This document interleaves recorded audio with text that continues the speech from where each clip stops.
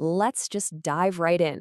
We live in a world where leadership challenges are getting more complex, more, well, human than ever before. And because of that, the old rule books, they're failing us. Today, we're going to distill the key ideas from It's Not in the Manual, which is really a guide for anyone trying to lead in this messy modern world. So let's start with a really direct question for you. Just take a second and think about how you lead, or maybe how you're being led. Is it actually working? The big idea we're exploring here is that the traditional, by-the-book approach, it just isn't cutting it anymore for the kinds of challenges we're all facing. And this quote from the book, wow, it really sets the stage, doesn't it?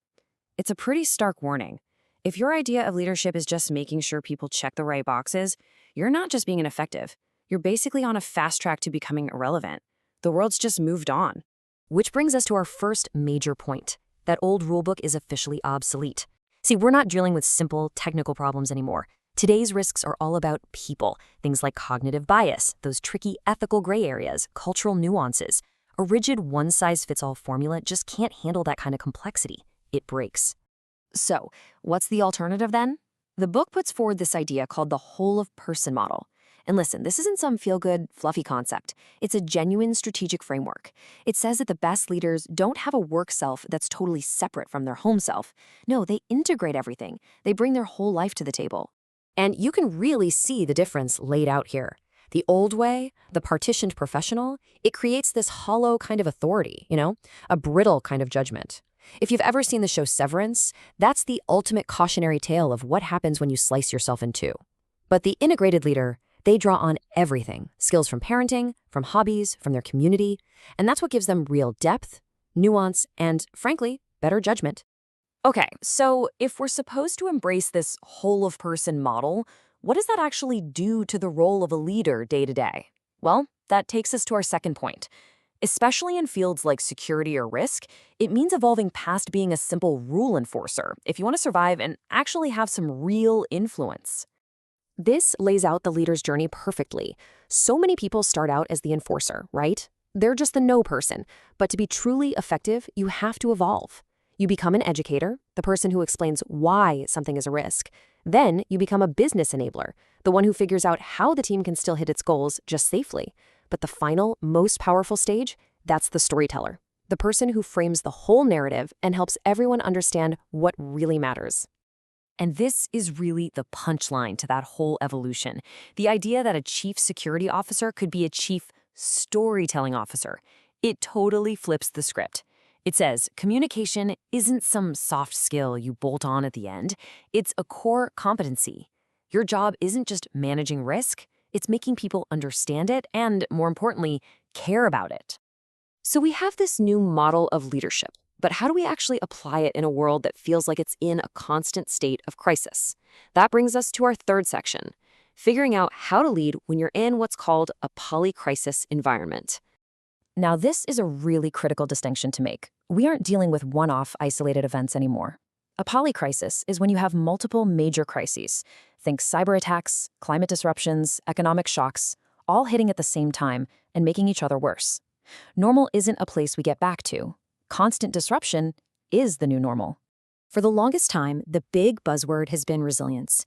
And resilience is super important, right? It's the ability to get knocked down by a crisis and bounce back to where you were before. It's all about recovery, about getting back to your baseline. But the book introduces a more powerful, more future-focused idea, presilience. This isn't about bouncing back, it's about bouncing forward. It means you don't just recover from a crisis, you actually use it. You metabolize that disruption and turn it into fuel for adaptation, for reinvention, and for becoming even stronger than you were before. Now, all of this sounds great in theory, but let's be real, leadership is messy and it's hard, and the book doesn't sugarcoat it. That brings us to our fourth point, which is all about acknowledging the real-world traps and the very human skills you need to sidestep them. And here are some of those landmines, the predictable yet still so dangerous ways that leaders can fail. You've got the ego trap, where your identity gets so wrapped up in being the boss that you can't hear feedback. There's complacency, where your past success makes you blind to future threats. And then there's the isolation spiral, where you slowly drift away from your team and lose touch with what's actually going on. Just knowing their names is the first step to avoiding them. So how do you navigate these landmines? Well, this quote just completely reframes the solution. We tend to think of self-care as this personal indulgence, a luxury. But in a high-stakes leadership role, it's about maintaining your operational integrity. A burned-out leader makes for a brittle team, and a brittle team creates massive risk. And building on that, the book makes a powerful case for kindness as a strategic tool. This isn't about being fluffy or just nice. It's a direct input for high performance. A kind environment reduces toxicity, which protects retention. More importantly, it builds trust. And trust is what gets people to report problems early. It's a straight line to better risk management and a stronger team. All right, let's start to pull all these threads together. We've seen that the old manual just doesn't work anymore.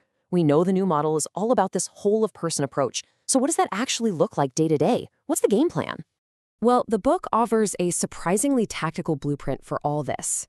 It introduces new leadership styles like epiphanic leadership, which is born from going through real hardship. It positions volunteerism not just as charity, but as a deliberate way to fast-track your leadership skills. And it gives you real-world practical advice for navigating career chaos, like layoffs and toxic bosses. It's a true field guide for the modern leader. Which leaves us with this one final question. Really, it's the core challenge of this entire explainer. After seeing this new blueprint, you just have to ask yourself, are you leading from a checklist, just going through the motions, or are you truly leading from your whole self? The choice ultimately is yours.